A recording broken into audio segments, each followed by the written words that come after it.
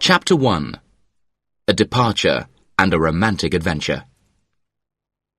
It was the last day of term at Miss Pinkerton's academy. Miss Pinkerton was giving final instructions to her sister, Miss Jemima. "Is everything ready for Miss Sedley?" she asked grandly. "She will take the dictionary with her, of course." Miss Pinkerton's academy was one of the finest schools for young ladies. The academy had been visited by the great Dr. Samuel Johnson. He had also mentioned it in a poem. Miss Pinkerton could never resist mentioning the great man's name, and she gave her pupils a copy of his dictionary when they left the school. What about Becky Sharp? Miss Jemima now asked. Shall I give her a copy of the dictionary too? "Becky Sharp?" Miss Pinkerton exclaimed angrily. "We won't waste the dictionary on her." Becky Sharp was an orphan. Her mother, a Frenchwoman, had died some years previously. She had taught Becky French. Her father had been the school's art teacher. He was a talented man, but very fond of wild company and drinking. He'd begged Miss Pinkerton to take on Becky as an articled pupil at the school before he died. Becky Sharp was a good-looking, intelligent girl. She was small and slender, and she had sandy hair. Miss Pinkerton had realized how useful she could be because she knew French and could play music. Becky Sharp despised Miss Pinkerton and the moral atmosphere of the academy. The relationship between Miss Pinkerton and Becky Sharp grew worse and worse. Both of them were glad when the girl obtained a post as governess to Sir Pitt Crawley. Amelia Sedley was the daughter of a rich London stockbroker. She was a pretty girl, and she had healthy red cheeks and a warm smile. Everyone loved her because she was patient and kind. Amelia had asked Becky to stay at her family's house for a week when they left school. Soon the two girls had said goodbye to the headmistress, and they went out to the carriage. Just as the carriage began to move, Miss Jemima ran up to the window. Stop! She cried out excitedly. She pushed 2 parcels through the window. Some sandwiches, my dears. She told the 2 girls. And a book for you, Becky. She went on. Johnson's dictionary, you know. You can't leave without that. The good woman went back into the garden. She had defied her sister for once, but she was sure she'd done the right thing. The carriage drove off. Miss Jemima was horrified to see Becky Sharp lean out of the window and throw the precious dictionary back into the garden.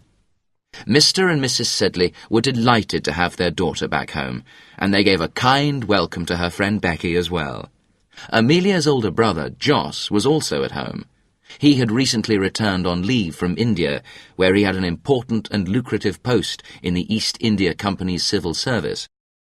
Jos Sedley had lived a very isolated life in India, and he was terribly shy of women.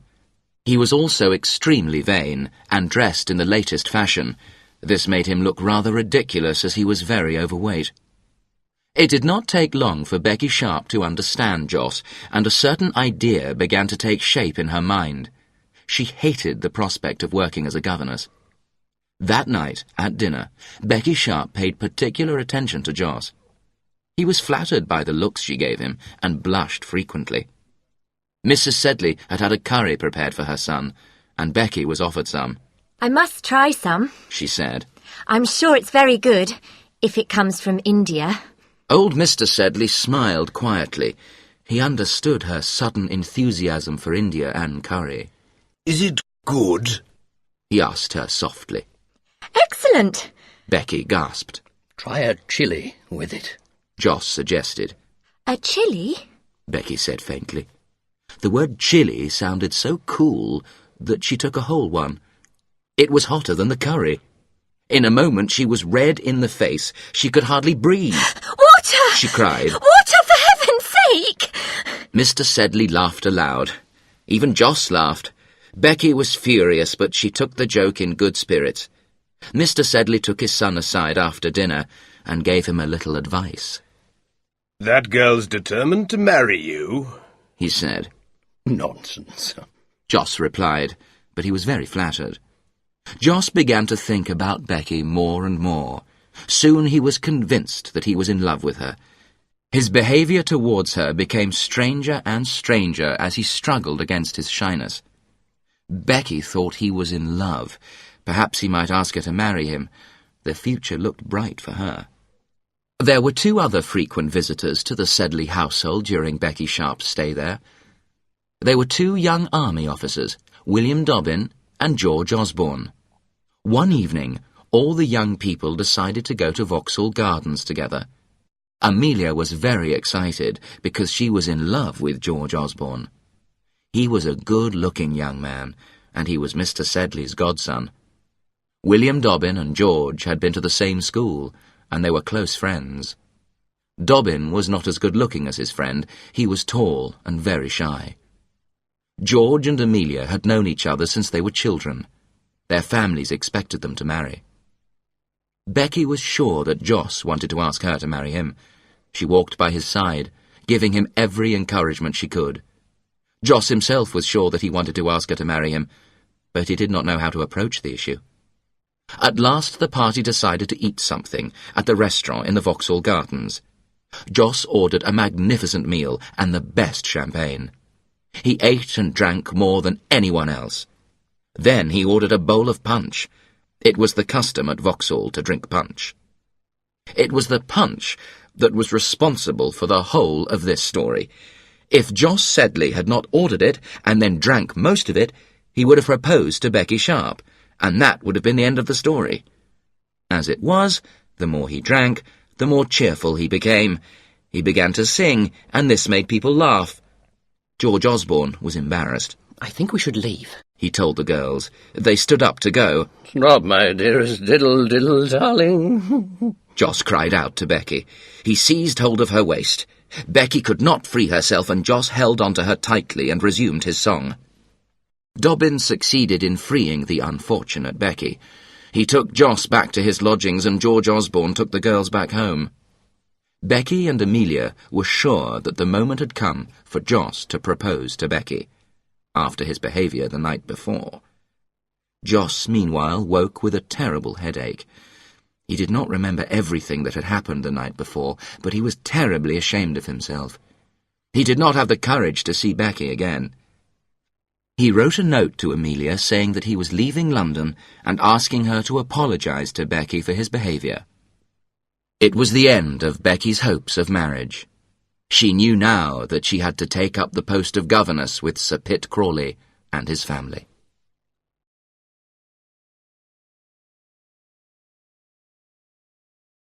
Chapter 2. The Crawley Family. Becky's new employer was Sir Pitt Crawley. Sir Pitt Crawley had been married twice, and he had two grown-up sons from his first marriage, Pitt and Rawdon Crawley. After the death of his first wife, Sir Pitt had married again, this time choosing an ironmonger's daughter. They had two daughters.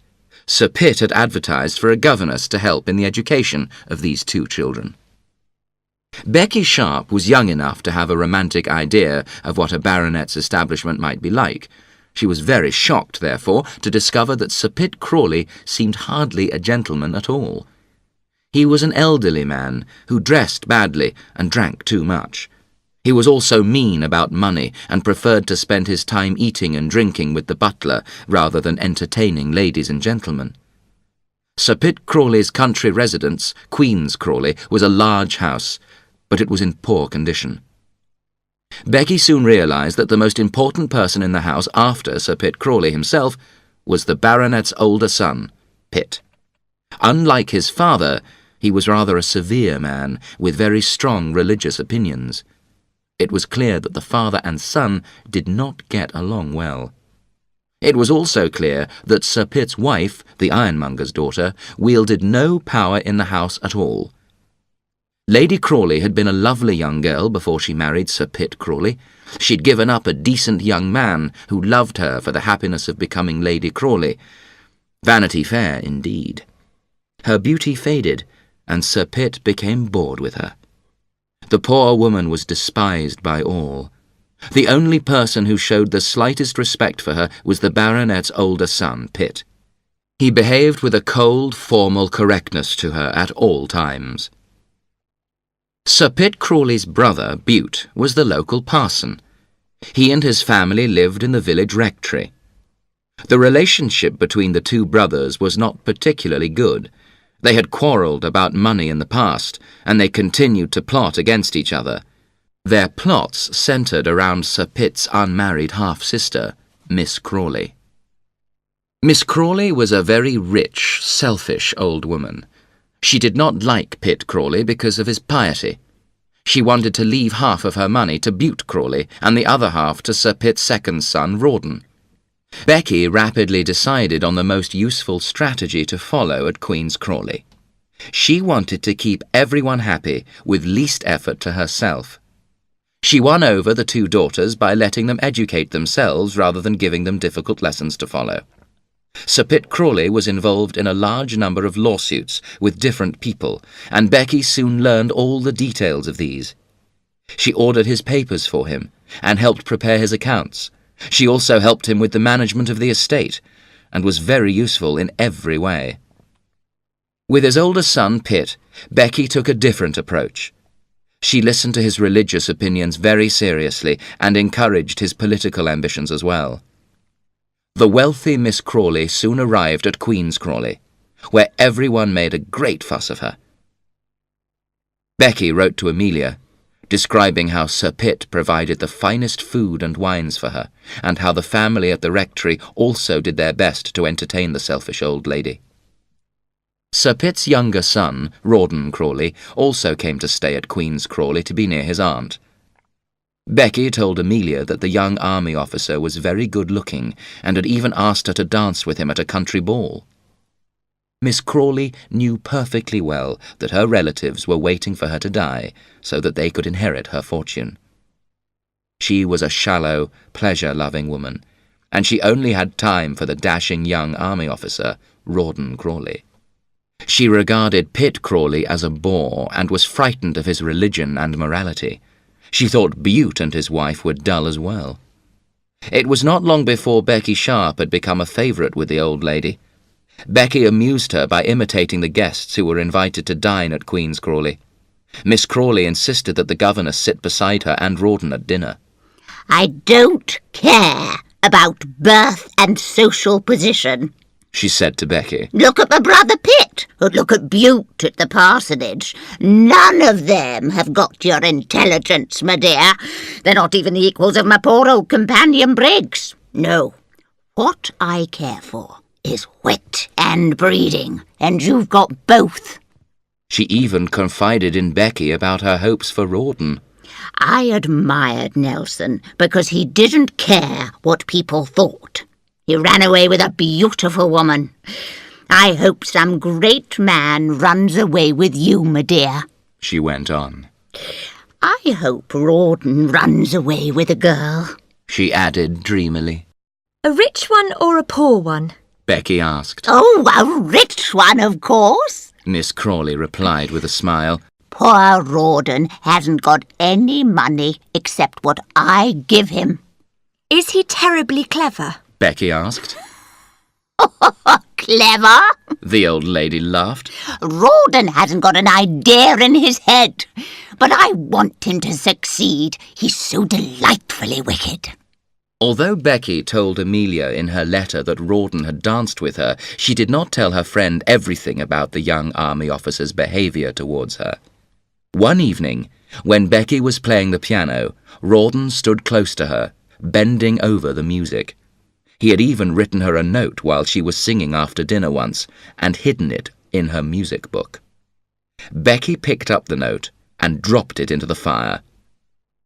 What's that, my dear? Miss Crawley asked sleepily. A false note, Becky replied with a little smile. Rawdon blushed furiously.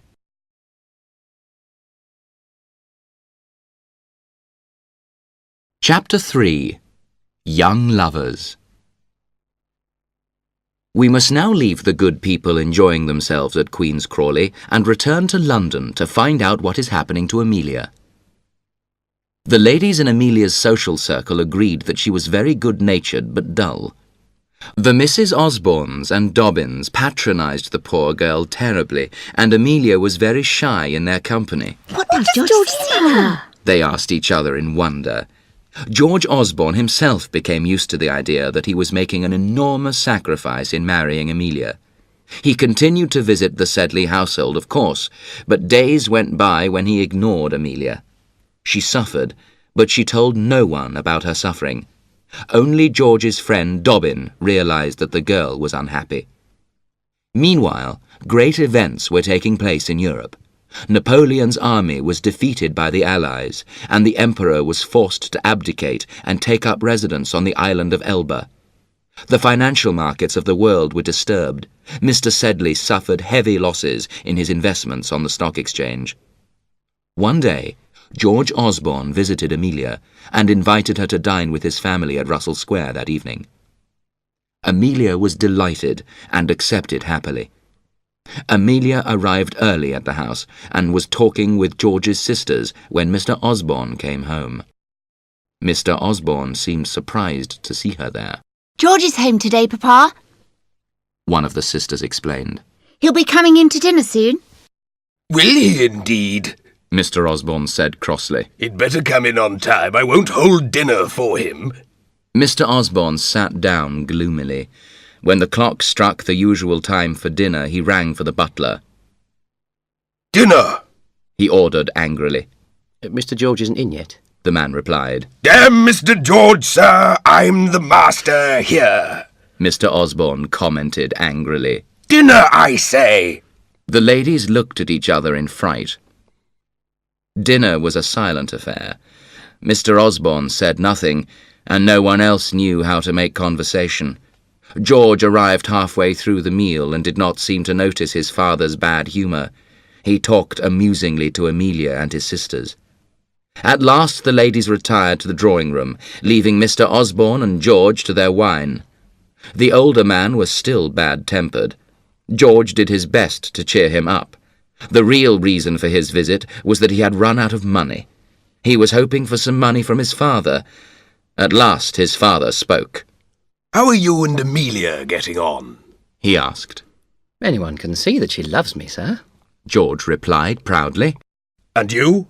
His father asked sharply. What about you, my boy? George laughed easily.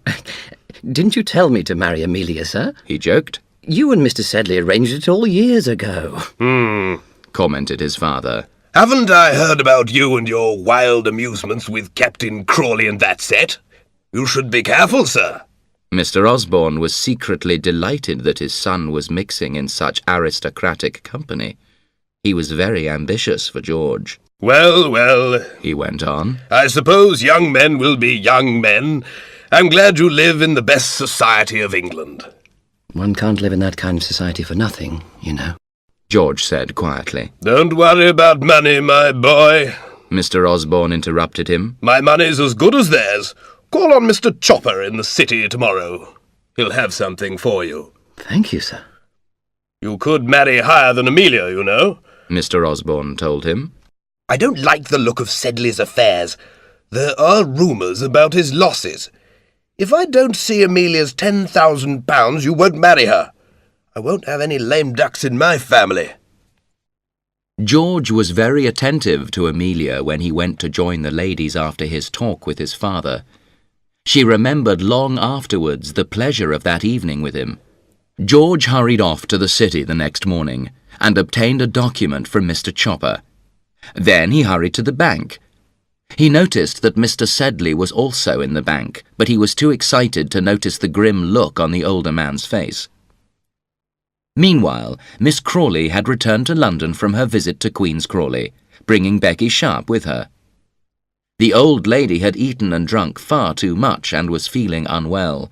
She retired immediately to bed and summoned her doctor. Captain Crawley was one of the first people to arrive at her house to ask after her. He received gloomy reports from the maid and from Miss Briggs, her companion. Captain Crawley was unable to see the patient, but he did manage to have a few minutes of private conversation with Becky. He left the house looking very cheerful. Miss Briggs tried to gain admission to the sick lady's bedroom, but was refused. The poor lady had been a loyal and faithful companion for many years and was wounded by Miss Crawley's behaviour. But why won't she see me? she asked Becky. I always look after her when she's ill. Don't be so upset, Becky advised her. She won't see you because she prefers my nursing to yours, that's all. Sick people are like that sometimes. She'll be well again in a few weeks, and then I'll go back to Queen's Crawley. Never, never, Miss Briggs said sadly. She'll never be well, or I'll never go? Becky asked with a little smile. Captain Crawley called every day to receive the latest news from Becky. Every day the news was better, and soon Miss Crawley allowed the faithful Briggs to spend time with her once more. Becky used to mimic the good woman to her face for the amusement of the old lady. Once Miss Crawley was well again, she agreed to accompany Becky to Russell Square so that the girl could be reunited with her old school friend Amelia. The visit was a short one, but Amelia made a good impression on the rich old lady. She talked enthusiastically about Becky's friend and mentioned her to Captain Crawley.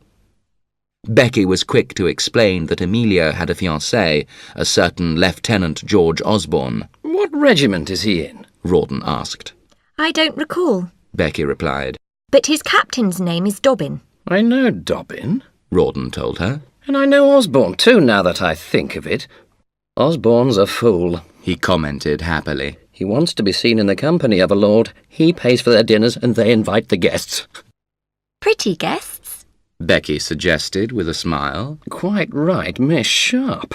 Rawdon laughed. Very pretty guests indeed. Oh, don't be so naughty, Rawdon. The old lady laughed excitedly. Her nephew's cynicism delighted her enormously. Why don't we have him here? Rawdon suggested. Lieutenant Osborne and Amelia were invited for dinner at Miss Crawley's house. The meeting between Becky and George Osborne was not an easy one.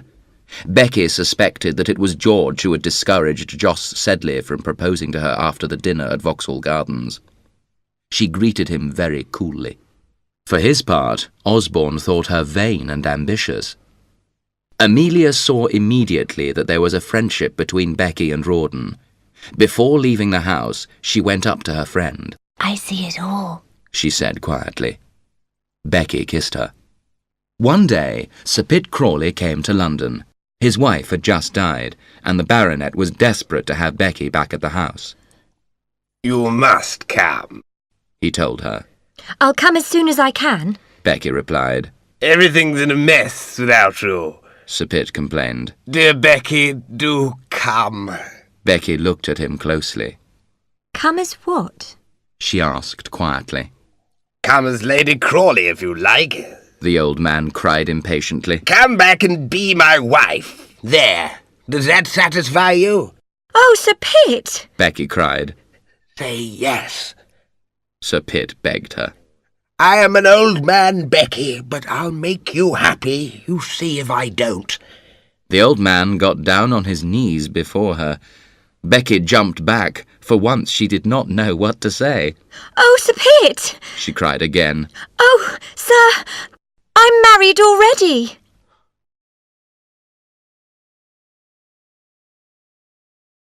Chapter 4.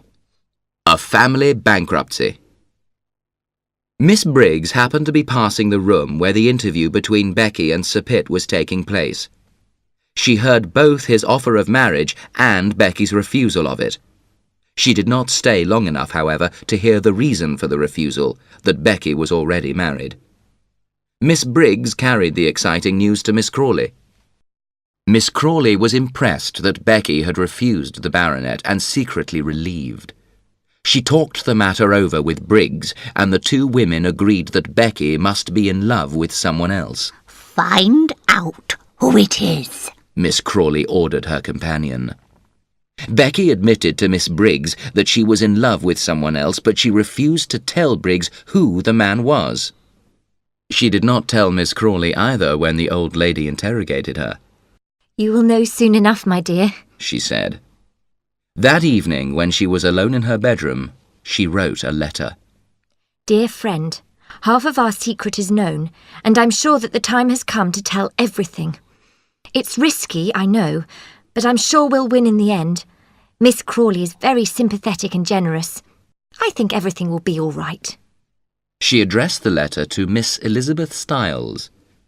The reader will not perhaps be surprised that Miss Elizabeth Styles, who wore a military uniform, was none other than Captain Rawdon Crawley. The next morning, Becky's bedroom was empty. She had left a note for Briggs explaining the mystery of her marriage and asking her to break the news to Miss Crawley. It was bad luck for Becky that Mrs. Bute Crawley arrived at the house that morning. Briggs told her the whole story, and they went to Miss Crawley together. The old lady was horrified at the news and had another attack of illness. "I'll never forgive them," she said. "And I'll never give Rawdon another penny of my money." Sir Pitt also came to the house that morning. He wanted to see Becky. "She's got to come back to Queen's Crawley with me," he told Briggs. "I can't manage without her." But don't you know she's married? Briggs replied in astonishment. "What do I care about that?" the baronet said angrily. "I know she's married." She left the house this morning, sir. Briggs explained. Miss Crawley is very upset by the news of her marriage to Captain Rawdon. When Sir Pitt heard that Becky was married to his own son, he broke into a furious rage. Then he left the house very noisily. But what if she doesn't forgive me? Rawdon asked his wife that night, as they sat together in their modest little apartment. Don't worry about that, Becky said sweetly. I'll make your fortune for you. You can do anything, he replied tenderly. There is one event in Vanity Fair that attracts both sentiment and satire, and that is the auction of a bankrupt person's household goods. People who attend these auctions remember how things were different in the past, how the person who is penniless now used to offer his guests the finest wines and food. An auction was taking place at the Sedley household.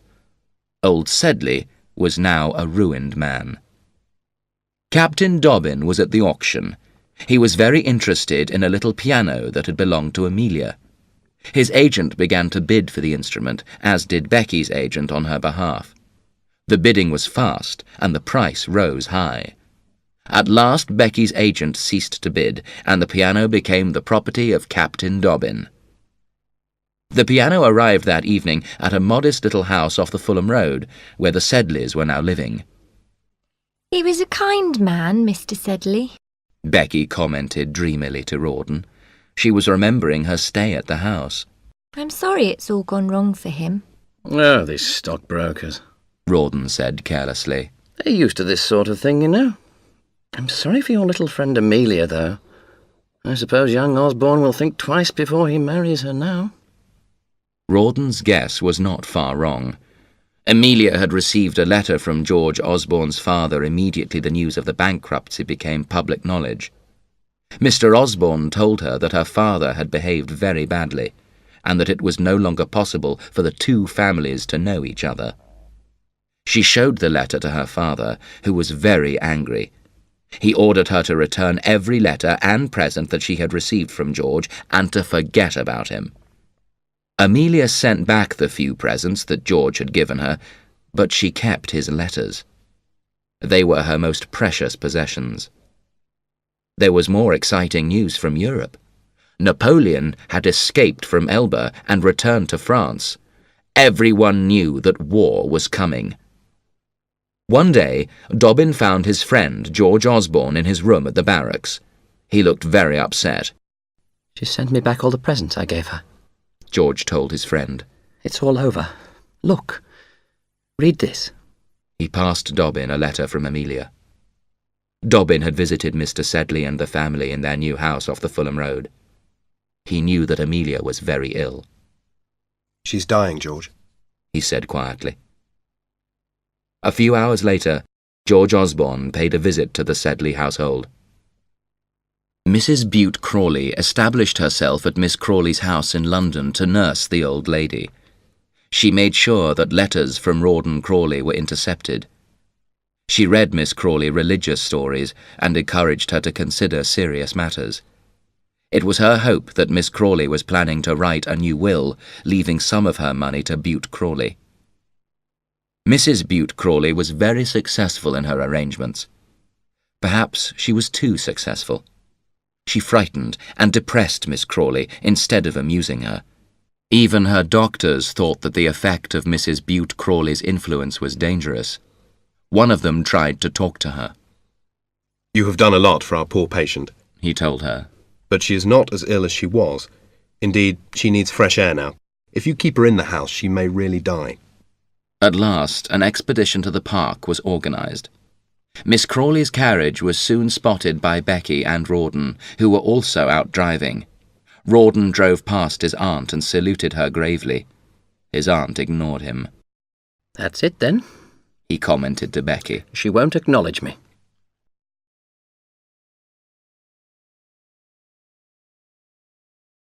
Chapter 5. A Wedding and a Disinheritance. Captain Dobbin now found himself in a very painful and difficult position. He could see that George was less and less keen to marry Amelia, and he realised that he himself was falling in love with her. She will die if George does not marry her, He thought. He determined to make sure that the wedding went ahead. George and his father, meanwhile, had quarrelled bitterly. Mr. Osborne wanted his son to marry a rich girl. George, however, who had been influenced by Dobbin's account of Amelia's sufferings, promised to be true to his word. I'll have no beggars in my family, sir, His father roared. Marry Amelia and you leave this house forever. You leave it a penniless man, I tell you. I've done it, Dobbin. George told his friend afterwards. Done what? Dobbin asked. I've told my father. George informed him. I'll marry her tomorrow. I love her more and more each day. One morning, a quiet wedding took place in London. Amelia was the bride and George the bridegroom. The best man was the faithful Dobbin. Jos Sedley was also in attendance, as was Mrs. Sedley.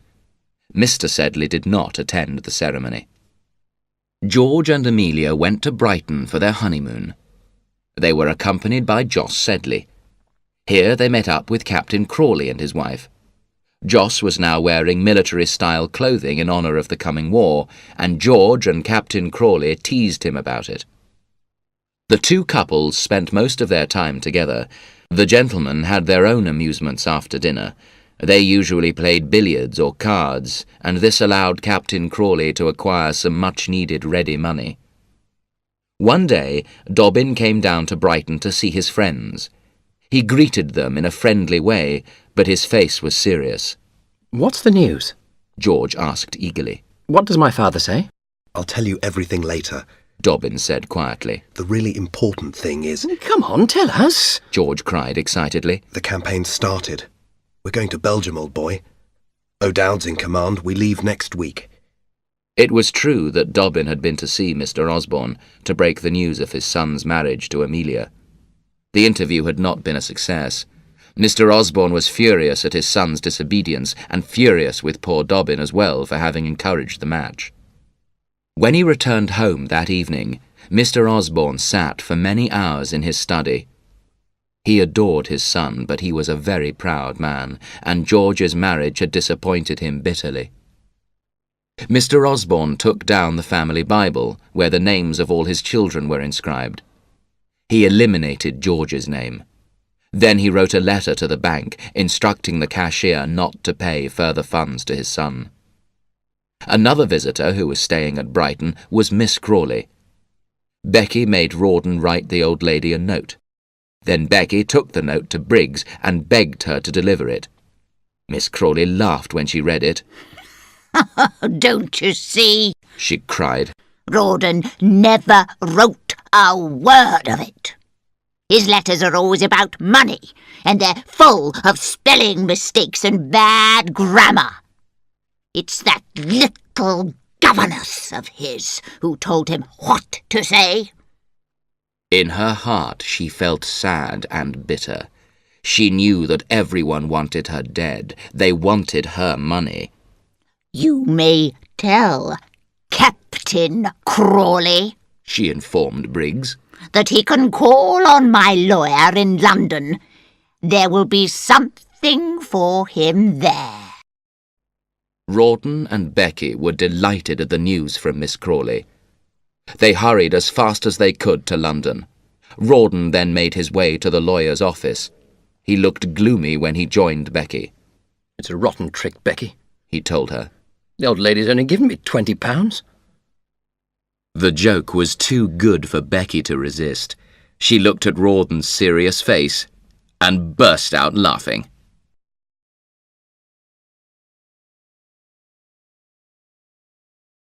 Chapter 6. Preparations for War. The Osbornes and Dobbin now made their way to Chatham, from where the regiment was to embark for Europe. Amelia was presented to Peggy O'Dowd, the commanding officer's wife. Peggy O'Dowd was a friendly Irishwoman, and she made Amelia very welcome. We're all good friends here. She explained cheerfully. There isn't a happier regiment in the whole army. Joss had agreed to accompany Amelia to Europe, and everyone noticed that his appearance became more and more military every day. At last they arrived in Brussels, where the regiment was quartered. Everyone was delighted with the city, and all the Vanity Fair booths were laid out before them, with their usual attractions. There was gambling for those who liked it, there was a theatre, and above all there was a huge throng of lords, ladies, and gentlemen. George was enthusiastic about the social life of Brussels. One evening he danced with one of Lady Bareacres' daughters.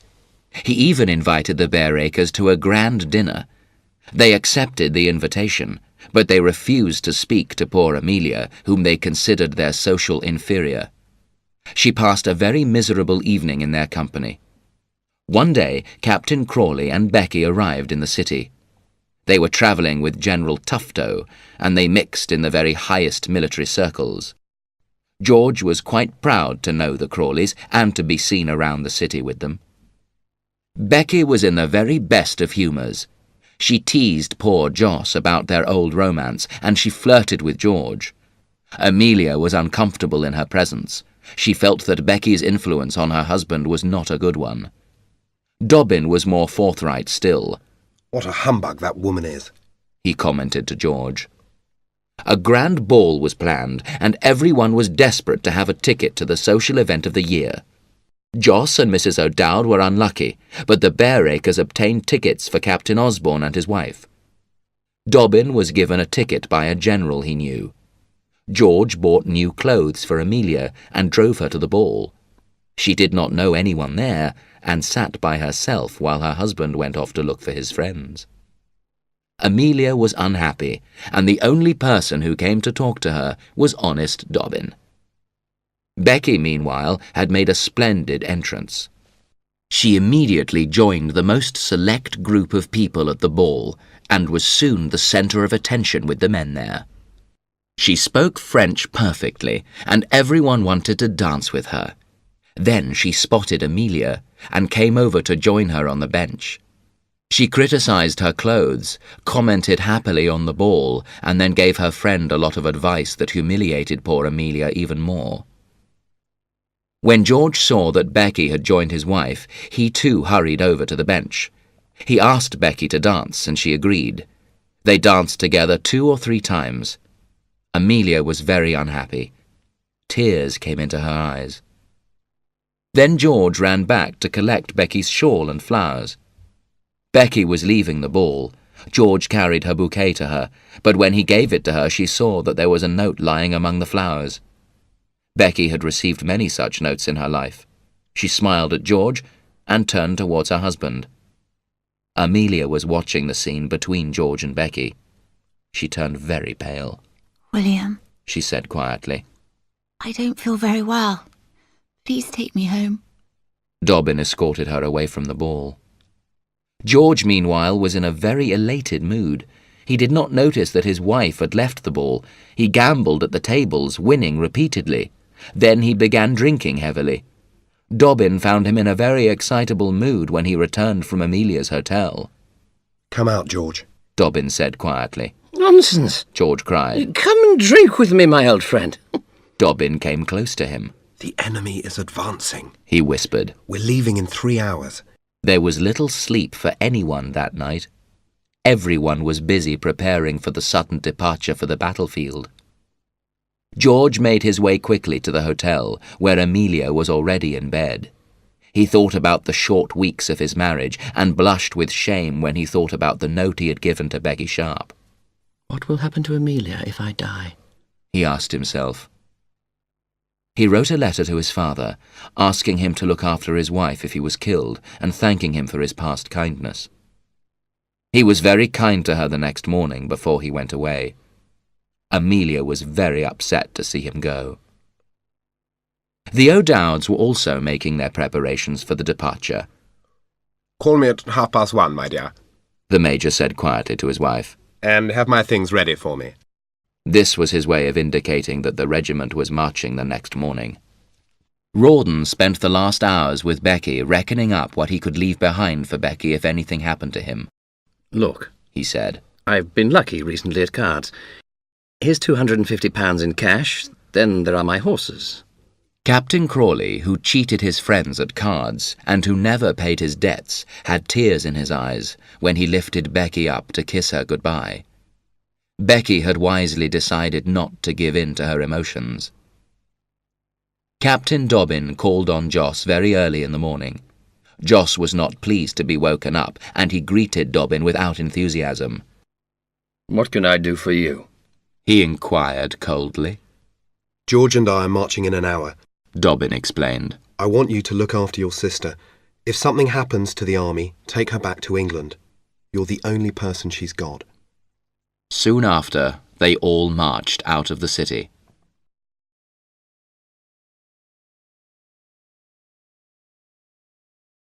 Chapter 7.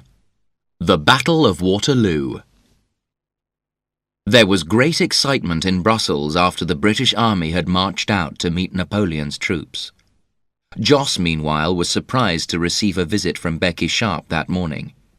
He'd not been invited to any of the grand social events in which she had played such a brilliant part, and he was offended at her neglect. Becky, who was not sure of a British victory, decided to become friends with her old admirer again. I'm sure you're getting ready to join the army. She told him.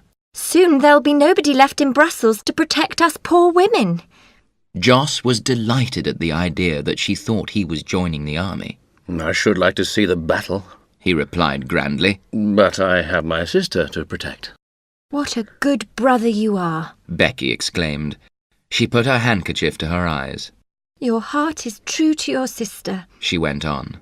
but I remember a time when it was false to me. Joss blushed furiously. He did not know what to say to her. I've avoided you here in Brussels. Becky went on. What else could I do? Do you think my husband could bear to speak to you? You're the only man he's ever been jealous of, you know. Poor Joss was delighted at this speech. He forgot his doubts and suspicions of Becky. Becky observed him closely. Least he'll give me a place in his carriage if the army is defeated, She thought. Becky then went into Amelia's room to greet her. She found her ill because she was worried about George. Amelia regarded her as an enemy now, and the interview was a painful one for the two women. You tried to do me wrong. Amelia complained. You tried to take my husband from me, Rebecca. But he came back to me, you see. He came back to me. She burst into tears. Becky left Amelia's room. For once she was silent. Her friend's tears had moved her. She happened to encounter Mrs. Peggy O'Dowd in the street outside, and she told her that Amelia was very upset. The good lady hurried to the house. Brussels was full of rumours about the great battle. Joss grew increasingly nervous. He was not a brave man, and what he heard from his servants frightened him. He began to think about leaving the city. He told Amelia that he thought it was best to prepare to leave, but she refused to listen to him. That night, Joss's fears increased to panic. Some Belgian soldiers had retreated into the city, and one of these took refuge with the maid in Joss's house. The young soldier was tired and hungry, and he told terrible stories about the defeat of the British army. The Duke of Wellington is a prisoner, He said. and the whole army is in flight. Napoleon has won. Joss had come into the kitchen to hear the soldier's account, and he was now wild with terror. He changed out of his military-style clothes as quickly as he could and ordered his servant to prepare the carriage. "There are no horses left in Brussels, sir," the servant told him. Joss dashed into the street. He ran to all the hotels in a desperate search for horses. In one hotel he saw Lady Bareacres and her daughters sitting in a carriage. They, too, were waiting for horses. Lady Bareacres was also desperate to abandon the city. This proud lady, who had refused to acknowledge Becky when they passed on the stairs, now came to ask her to sell Captain Crawley's horses. "I won't sell you my horses, my lady." Becky told her proudly. "Not for the 2 largest diamonds you wore at the ball." Just then, Becky caught sight of Joss entering the hotel. The frightened expression on his face told her everything. "He will buy my horses," she decided. Joss and Becky were soon in earnest conversation together. The price she asked for the horses was a huge one, but Joss was so terrified that he agreed to pay. Joss now told his servant to prepare the horses. He had decided to ride out of the city as soon as he could. He went back once more to Amelia to persuade her to come with him. "Emmy, I'm leaving today," he told her. "and you must come with me. There's no time to lose." "You're a coward, Mr. Sedley," Peggy O'Dowd told him quietly. "Never mind her," cried Joss. "Are you coming with me or not, Emmy?" Amelia was too ill to move. Without my husband, Joss. Amelia replied. Joss saw that it was useless. "Goodbye, then," he said in a rage, and left the room. A few minutes later, the 2 ladies saw him riding awkwardly down the street on one of Becky's horses, followed by his servant on the other. The noise of the great battle could be heard throughout the city all that day. At last the guns grew silent. The English had their victory. Darkness fell. Amelia was praying for her husband, who was lying on his face, dead, with a bullet through his heart.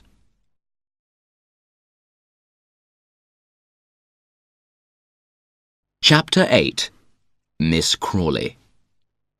Old Miss Crawley was now living in Brighton, and she read the news of the Battle of Waterloo with great interest.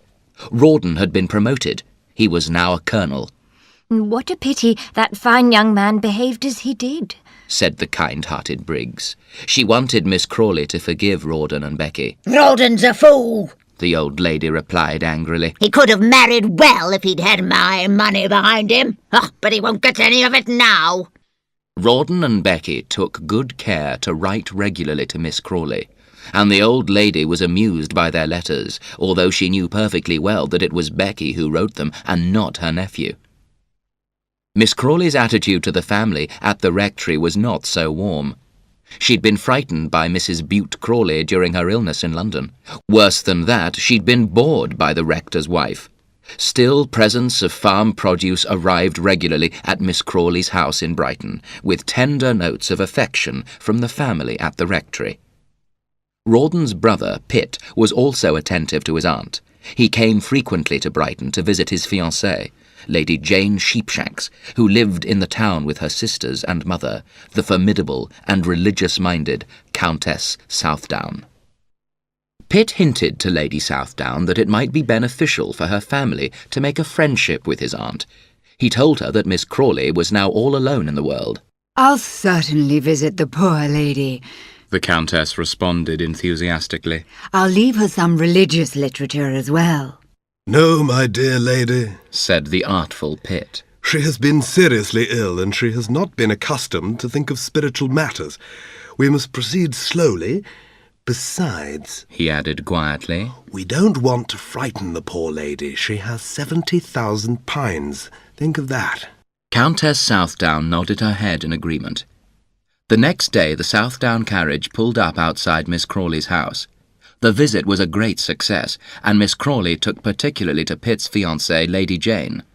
Pitt was in high spirits and spent his time daydreaming about the old lady's £70,000. News of the friendship between Pitt Crawley and his aunt soon reached the rectory, and Mrs. Bute Crawley decided to make one further effort to win the old lady's fortune for her family. She sent her son James to visit Miss Crawley. James was a student. He was a simple young fellow, more interested in sport and beer than in his studies. He was no match for Pitt Crawley. The older man encouraged him to drink too much wine and led him on to entertain the ladies with some exciting sporting stories. James swayed drunkenly up the stairs to his bedroom. When he arrived there, he opened the window and lit his pipe. He stared happily out at the sea, smoking contentedly. He had forgotten, however, to close the bedroom door behind him, and the smell of pipe tobacco spread through the house. The following morning, he received a note from Briggs. Dear Sir, Miss Crawley has spent a sleepless night because of the smell of pipe tobacco throughout the house. She is too unwell to see you before you leave the house. And so ended the rectory family's hopes of receiving Miss Crawley's fortune. Rawdon and Becky, meanwhile, were enjoying themselves in Paris, where they had enough money to live in luxury thanks to the huge price Joss had paid for the horses. Becky gave birth to a son during their stay in Paris. Miss Crawley was furious at the news and immediately ordered Pitt and Lady Jane to marry. She promised to leave them the bulk of her fortune after her death. The newlyweds settled into Miss Crawley's Brighton home, and they were all ruled over by Lady Southdown from her neighbouring house. Lady Southdown was so terrifying that Miss Crawley lost all her cheerfulness. She even began to treat Briggs kindly as she moved slowly towards death. The old lady died, clinging in fear to Lady Jane.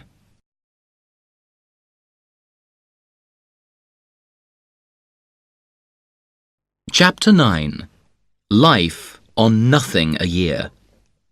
News was continually arriving in England of the terrible casualties of the Battle of Waterloo. The Osborne family learned of George's death. Old Mr. Osborne was grief-stricken, but he carried on his business as usual. He never mentioned George's name to anyone. One day, Dobbin's father, Sir William Dobbin, called at Mr. Osborne's house. "My son has sent me a letter for you," he explained. Mr. Osborne looked at the letter, and his heart began to beat quickly. The writing was his son's. It was the letter George had written before leaving Amelia in Brussels. Mr. Osborne suffered greatly in this period. He travelled to Belgium to visit the site of the historic battlefield, and he saw George's burial place.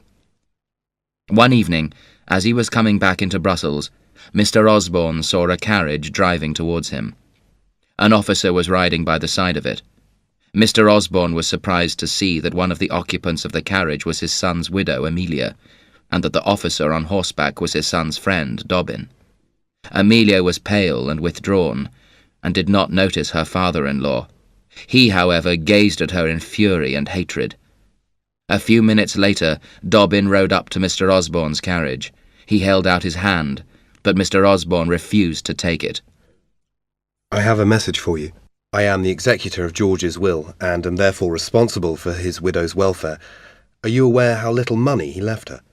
Dobbin explained that Amelia was expecting a child. He tried to persuade Mr. Osborne that the time for hatred and bitterness was gone, and that Amelia needed his support. "I have promised to have nothing to do with that woman, sir," Mr. Osborne commented angrily. "I shall not change my mind." Months now passed, and Amelia gave birth to a son. The loyal Major Dobbin was constantly in attendance upon her, and brought her back to her parents' house in England. He became the baby's godfather. The poor girl was so depressed by the death of George that she did not seem to notice the Major's kindness to her. Dobbin, however, never dared to mention his love to her. He knew that Amelia was loyal to her husband's memory. One day, the Major came to Amelia's house, looking particularly serious. "I'm going away," he told her. "I shall be gone a long time. You'll write to me, won't you, my dear?" I'll write to you about little Georgie. Amelia replied with a smile. How kind you've been to us, dear William.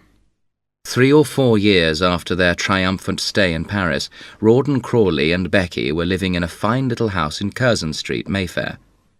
They entertained their friends splendidly, yet there were few of their friends who did not sometimes wonder how Colonel Crawley managed to live so well. He did not seem to have any income at all. There are many people in Vanity Fair who succeed very well on nothing a year. The Colonel, for example, was an excellent card player and excelled at billiards and other games of chance. He spent many evenings playing against his friends, and his winnings provided him and Becky with the small amounts of cash they required. For the rest, the couple lived on credit, as many others in Vanity Fair are obliged to do.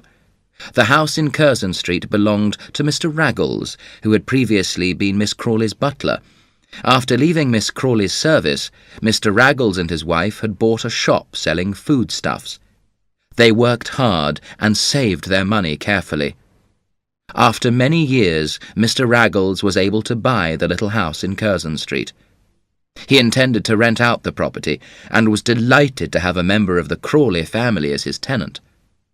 The young couple also ordered their food from Raggles' shop. One of Becky's first plans when they settled in London was to establish good relations with Rawdon's brother, Pitt. He had inherited most of Miss Crawley's fortune.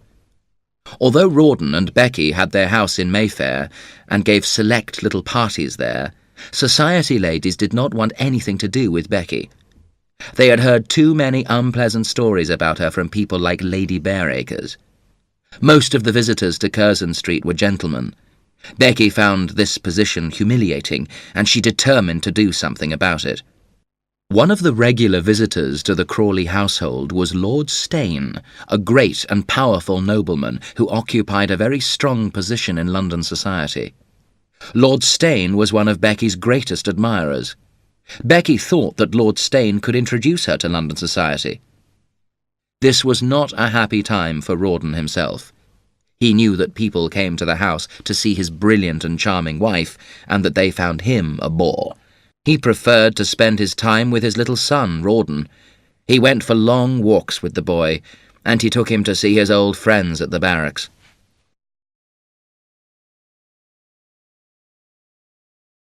Chapter 10.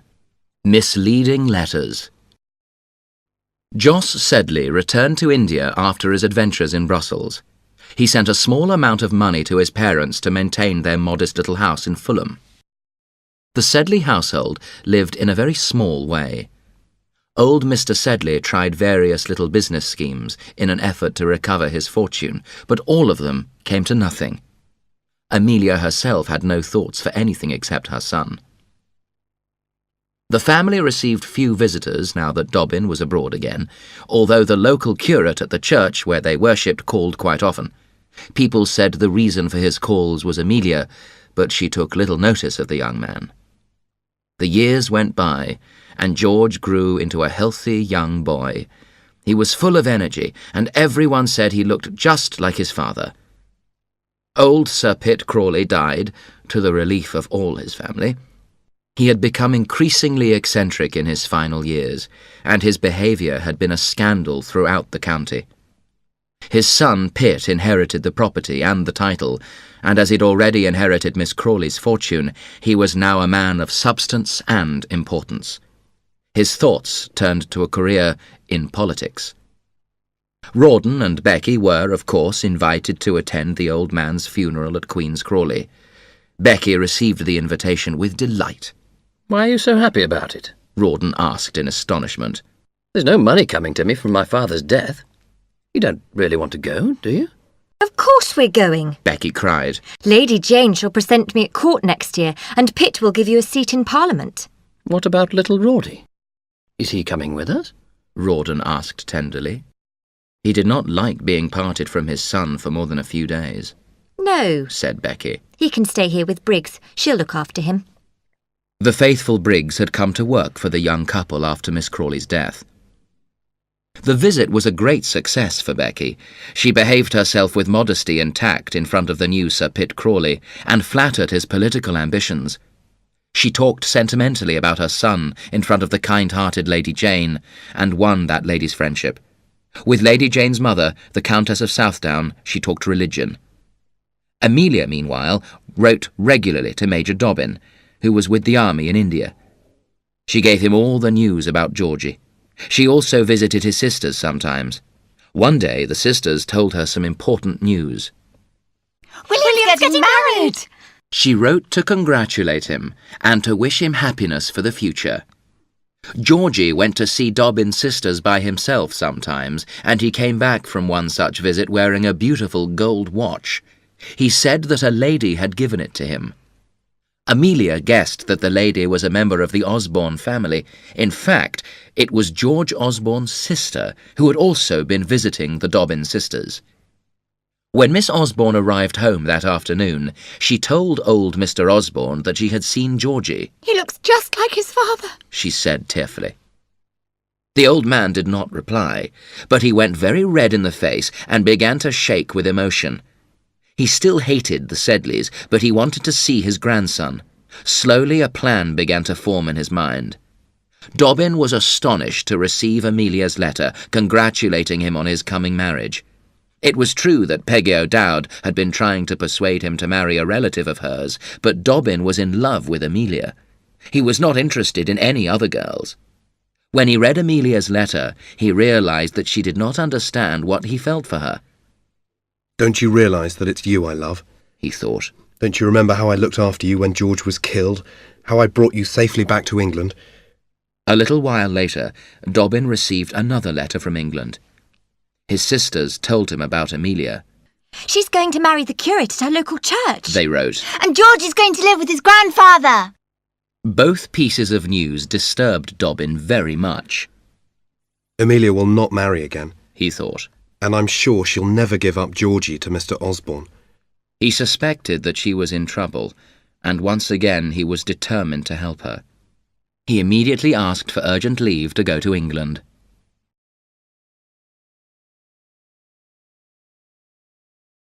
Chapter 11. Amelia Makes a Sacrifice. Becky was now back in London preparing Sir Pitt Crawley's house for his return there. Sir Pitt knew that Rawdon and Becky were very poor.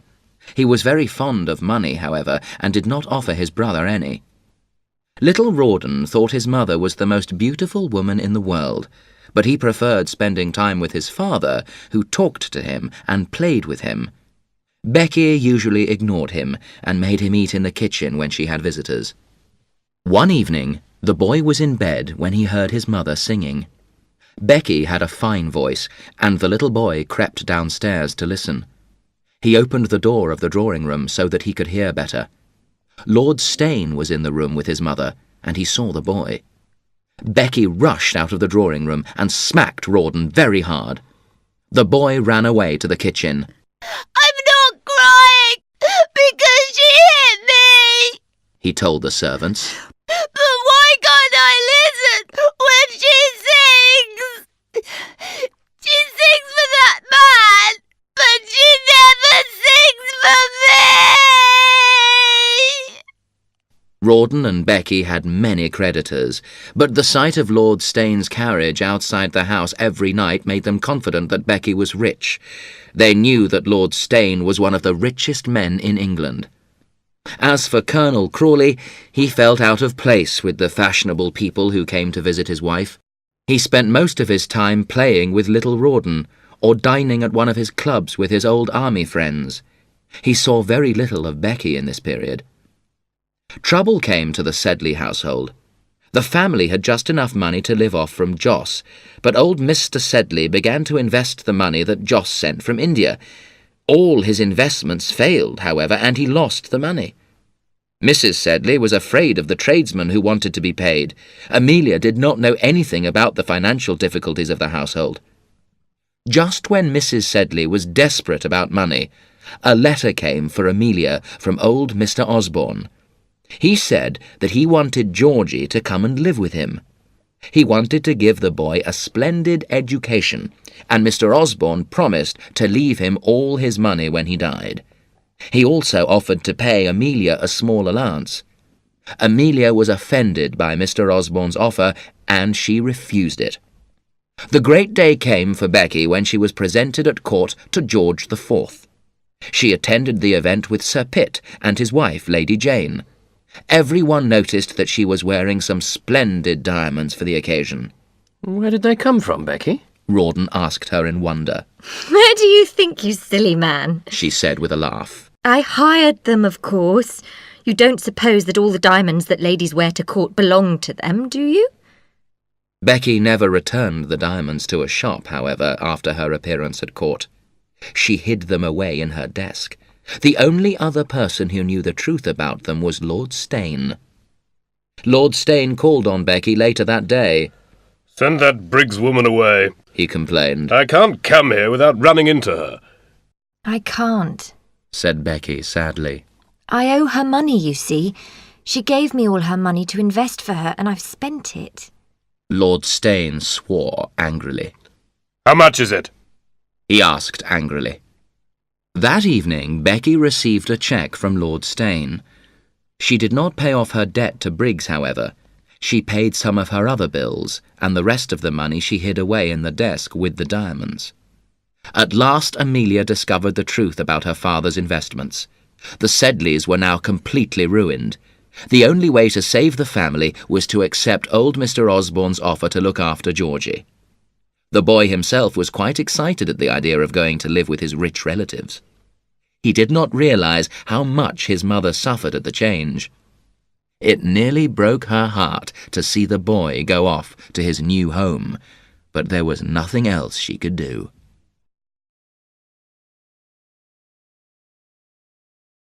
Chapter 12. Imprisonment and Violence. Little Rawdon had been sent off to an expensive school paid for by his lordship, and Briggs had been found another job. Lord Steyne often passed the evening with Becky and Rawdon at their house. One night, Becky and Rawdon went to a party at Lord Steyne's house. Rawdon stayed behind after his wife left to smoke a cigar with Lord Steyne's assistant, Wenham. The two men strolled through the streets together. Suddenly, they were joined by three other men, one of whom touched Rawdon on the shoulder. He knew immediately what it was. These men had come to arrest him for debt. "Lend me 100, Wenham," Rawdon asked. "I haven't got any money," Wenham replied. The men took Rawdon off to prison. He was not worried, as he was sure that Becky had money to save him. He wrote her a note explaining what had happened. Then he lay down to sleep. He waited all the next day for some message from Becky. At last, a letter arrived in the evening. Becky said she was ill in bed, but that Lord Steyne had some money to send him. Rawdon blushed as he read his wife's letter. He remembered that he had been walking with Lord Steyne's assistant when the men arrested him. Had there been a plot to get him out of the way? He wrote to Sir Pitt Crawley now, and in an hour Lady Jane arrived with the money that he needed. Rawdon was ashamed. He realized that Lady Jane was kind, and he wanted to change his life. Rawdon hurried home. He was surprised to see that the drawing-room was lit up, when Becky had told him she was ill. He entered the house quietly and approached the drawing-room door. He could hear Becky singing. When he opened the door, he saw that there were only two people in the room, Becky and Lord Steyne. He saw that Becky was wearing the splendid diamonds that were supposed to have been hired and returned. Becky looked up in horror as she saw her husband. I'm innocent, Rawdon, she cried. You must believe me, I'm innocent. Lord Steyne, meanwhile, thought that Rawdon and Becky had planned to trap him. He was furious. "Innocent, you?" he shouted at Becky. "I've given you thousands of pounds that you and this man have spent together. Don't try to fool me." Rawdon hit Lord Steyne, who fell to the floor. Then he made Becky remove all of her jewellery, and he hurled it at the frightened nobleman. One of the pieces struck Lord Steyne on the forehead. It left a scar that he carried for the rest of his life. Now Rawdon made Becky open her desk. He saw that there was a lot of money inside, including the cheque from Lord Steyne. "I'll send this back to him in the morning," he told her grimly. "You might have got me out of prison," he told her sadly. "I always shared with you." Then Rawdon left the house. Becky understood that he was gone forever. All her plans had come to nothing. Rawdon was determined to fight a duel with Lord Steyne. First, he went to see Sir Pitt to ask him to look after his son if anything happened to him. Then he went to his club to ask one of his officer friends to arrange the duel. Later that day, Becky came to see Sir Pitt Crawley. Sir Pitt had seen something in that morning's newspaper that he wanted to discuss with her. There was an article saying that Colonel Rawdon Crawley was expected to be appointed Governor of Coventry Island. It's true, Becky told him. Lord Steyne organised it for him. Don't you see, Pitt? Everything I did was for Rawdon. I'm innocent. Lady Jane was not happy to see Becky. She asked her to leave the house. Rawdon's army friend had also seen the newspaper article, and he showed it to Rawdon. Wenham walked into the club. "You're making a terrible mistake, Crawley," Wenham said. "It was only by chance that your wife and Lord Steyne were alone in the house that evening. My wife and I had also been invited, but we couldn't come because Mrs. Wenham had a headache." Rawdon did not believe Wenham's story, but he saw that he could not fight Lord Steyne now in the light of Wenham's evidence. He thought very carefully about what he should do. In the end, he decided to accept the governorship of Coventry Island. He wrote very regularly to Little Rawdon from there, but he never contacted his wife again. Little Rawdon spent his school holidays with Sir Pitt and Lady Jane. Becky herself was now ruined. Her servants and creditors all demanded to be paid, and Mr. Raggles took his house back.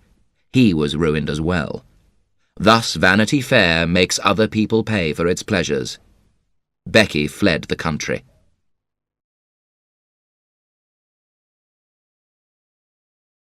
Chapter 13. Final Destinies. Major Dobbin came as quickly as he could back to England. He met Joss on the journey, and they travelled together. Joss told Dobbin that Amelia had not mentioned any plan to marry, and this news cheered the Major up considerably. Dobbin hurried to Amelia's house as soon as he arrived in England. There he learned that Mrs. Sedley had died, and that Georgie was now living with Mr. Osborne. Georgie was happy in the old man's house. He did not think often about his mother.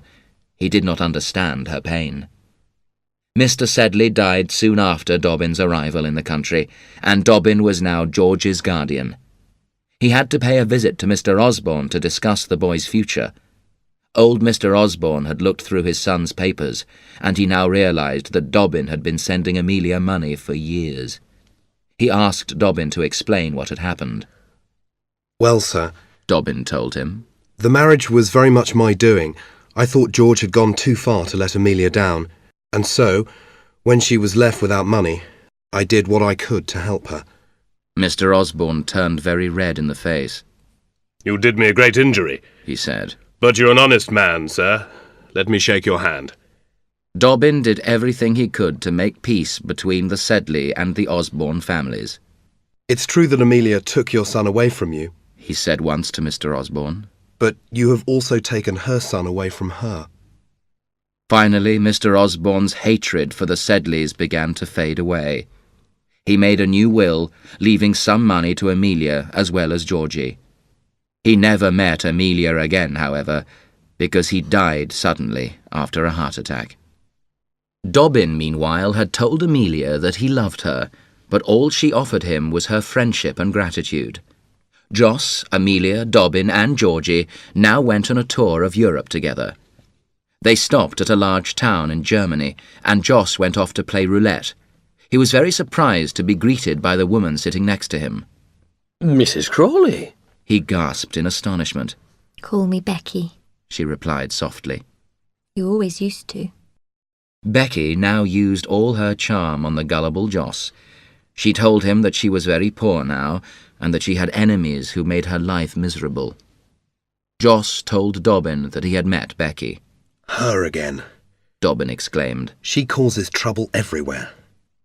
Amelia did not want to see Becky at first, but at last Joss persuaded her.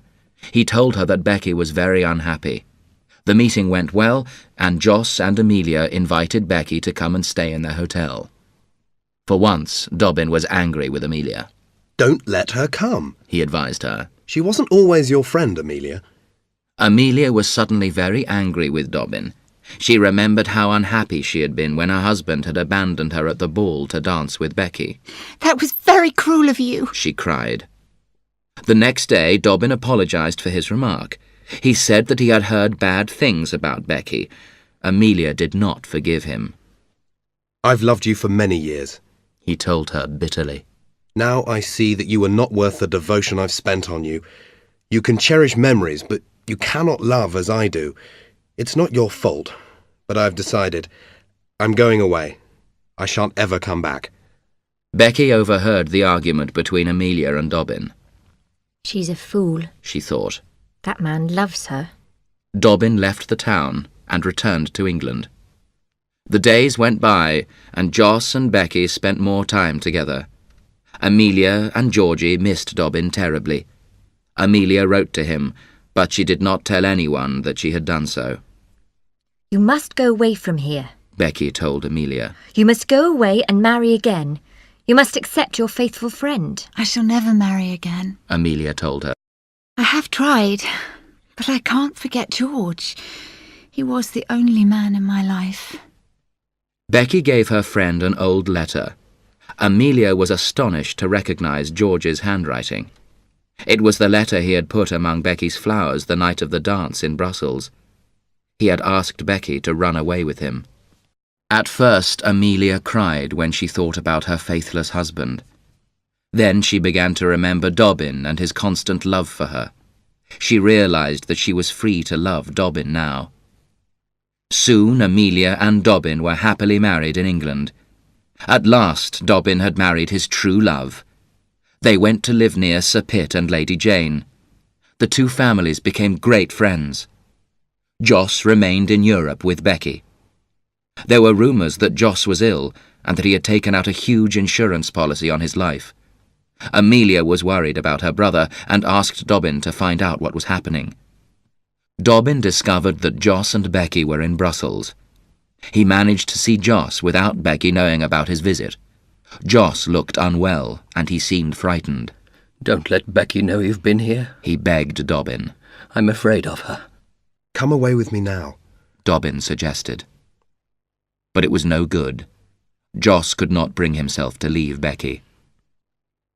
3 months later, Joss was dead. The circumstances were suspicious, and at first the insurance company refused to pay the sum due on his life policy. The company had no evidence that Joss's death was due to unnatural causes, however. In the end, they paid the money. Becky, who now called herself Lady Crawley, settled in England once more.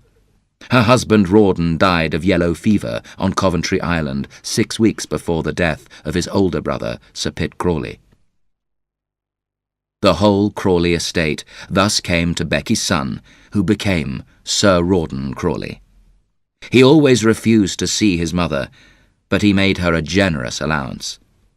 Amelia and Dobbin saw Becky once again when they were in London with their children.